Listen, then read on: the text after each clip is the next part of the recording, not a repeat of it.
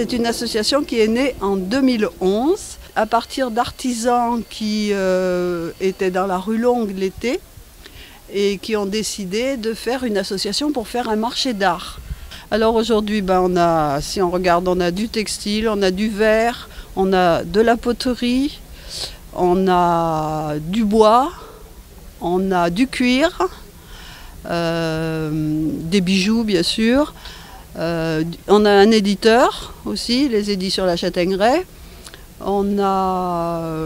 Et puis on a les artisans de Marcollès aussi, photographie animalière. Et puis aussi des gens qui font du recyclage de matériaux, qui font des bijoux, du bois, du tissu, etc.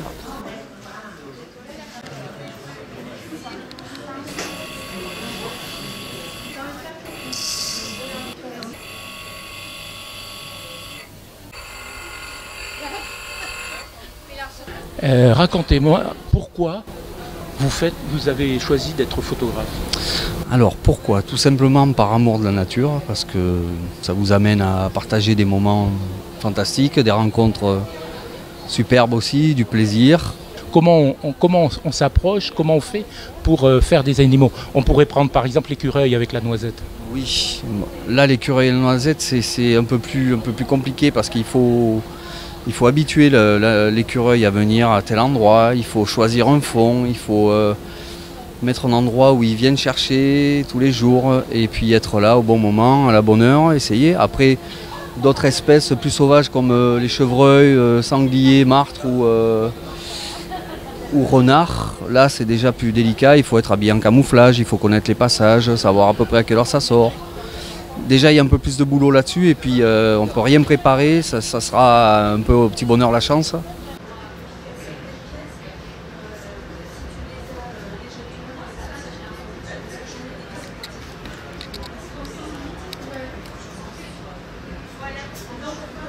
On travaille principalement le bois avec des incrustations de pierre assez souvent.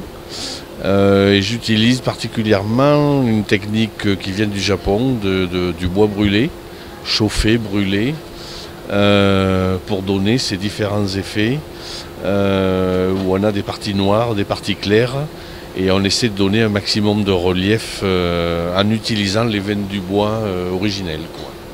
Tous les outils, j'allais dire traditionnels, simples de sculpteur sur bois, des gouges, des ciseaux à bois classiques, mais aussi, j'allais dire, de l'électrique. Aujourd'hui, il y a des techniques, des outils électriques qui nous permettent de faire du travail plus fin particulièrement, un travail différent. Donc j'utilise un peu tout ce que j'ai sous la main.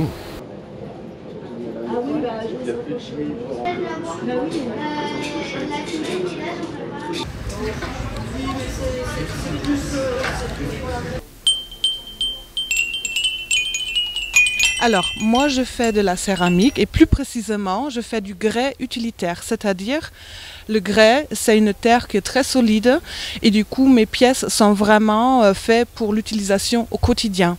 Je fais tout à la main, donc le tournage, les décors, je fais mes propres recettes d'émail et tout ça c'est cuit 2 fois. Il faut cuire 2 fois dans un four électrique et par la suite les pièces sont utilisables au four micro-ondes, ça va au lave-vaisselle et c'est vraiment fait pour être utilisé tous les jours.